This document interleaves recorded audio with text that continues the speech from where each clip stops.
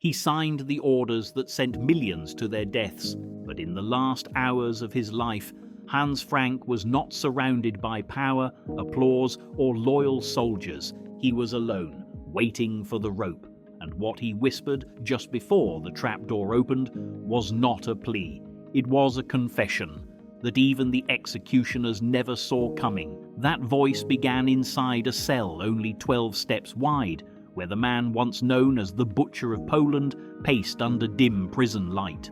The same hands that signed deportation orders were now trembling, wrapped in a cheap wool blanket. It was the 15th of October, 1946, just one day before his execution, and Hans Frank, former Governor-General of Nazi-occupied Poland, finally knew what it meant to be powerless. Only a few years earlier, Frank lived like a king. Installed by Adolf Hitler as the ruler of Poland in 1939, he acted as if he owned the land, the people, even their history. He did not just enforce Nazi law, he rewrote it. He stood inside Wawel Castle in Krakow, giving speeches about German destiny, while Jewish families were herded into ghettos and Poles were enslaved by the millions. His favorite sentence, repeated in speech after speech: "Poland is a gift from the Führer, and we will use it as we see fit." Under his rule, the Jewish population of Krakow was forced into a ghetto the size of a postage stamp. 15,000 people crammed into 20 streets. Families who once lived normal lives were now sealed behind walls topped with barbed wire. Their crime? Existing. When the ghettos overflowed, Frank ordered the final deportations. That was his term for sending them to death camps like Belzec, Sobibor, and Treblinka. He claimed to be a man of law, but in reality, he was the lawyer who made mass murder legal. The numbers were staggering. By the year 1944, over 3 million Polish Jews had been murdered, starved in ghettos, shot in forests, or packed into sealed train cars and gassed. Polish civilians were executed for hiding bread. Children were beaten in the street for speaking Polish instead of German. Entire villages were burned because Hans Frank believed terror was the most efficient way to govern. But no tyrant stays above judgment forever. By late 1944, the Red Army was advancing, the Third Reich was collapsing, and Hans Frank, the man who once called himself the uncrowned King of Poland, began packing trains with stolen art, silver, jewelry, and even church relics. He told his staff that history would honor him for preserving culture. But the truth was simpler.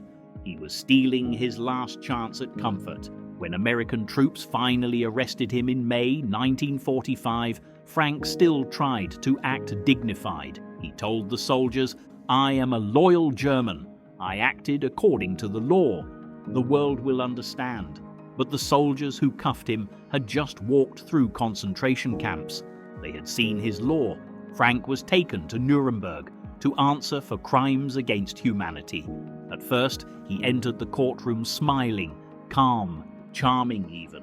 He thought he could talk his way out of history, but then the prosecutors brought out his diaries, 38 volumes, all handwritten, his own words, cold, proud, damning.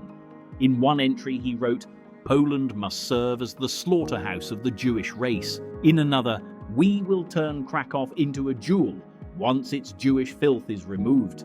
At first, Frank tried to dismiss them. "Spiritual language," he said. "Taken out of context," he insisted. But then the film reels rolled.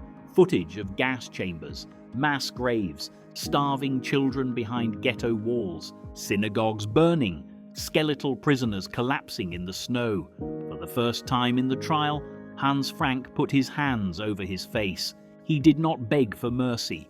He begged the courtroom to stop the film. It did not stop. After that day, the mask fell for good. He began attending Catholic Mass inside the prison. He requested a Bible. He told interviewers, "I have sinned beyond forgiveness. I see the guilt in every eye that looks at me across history."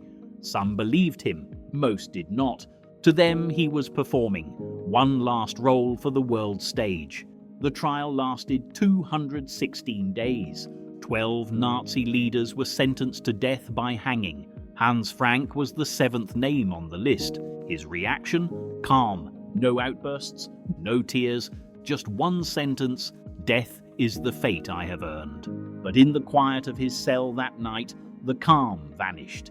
He wrote letters to his wife Brigitte, who had stood by him despite the affairs and lies; to his daughter, too young to understand that her father's crimes would stain her life forever; and finally, to his sons.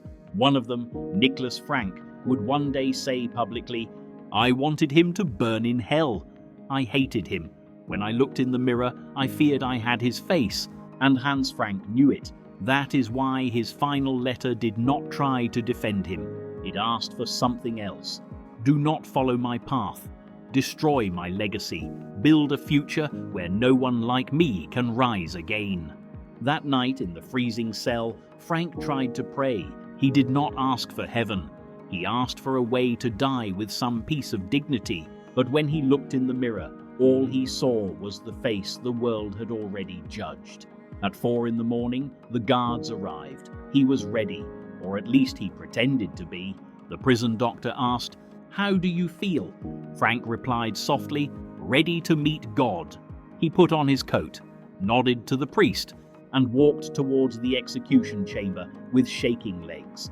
Every step sounded like a lifetime. The wooden trapdoor creaked. The rope swayed silently. Witnesses waited in complete stillness. No applause, no salute, just judgment. The executioner stepped forward and asked the final question. "Do you have any last words?" Frank lifted his head. "I ask God most earnestly to receive me with grace. I beg forgiveness from those I have wronged. May Germany understand her guilt and never fall so low again." Then came the whisper, so quiet even the guards had to lean in. "I am guilty, not just in law, but in soul. There is no defense, only darkness." The hood came down, the rope was tightened, the lever was pulled, the body dropped, the knot snapped tight, and after 14 long choking minutes, the butcher was dead. His corpse was photographed for the record, cremated and dumped into the river Isar, so no grave could ever become a shrine. No statues were ever built for him, no plaques, no memorials, only the ruins of the Krakow ghetto. The silent cattle cars of Treblinka, the forests outside Lublin, and the graves of 3 million people. Those are his monuments. His own son later said, "The world did not lose a father. The world lost a monster who called himself a man." Hans Frank believed law could justify anything if written with enough ink and signed with enough power. But history was already writing its verdict. Evil does not survive forever, it only survives the silence. History doesn't forget, it only waits to be retold. Subscribe for more untold stories from the darkest chapters of history.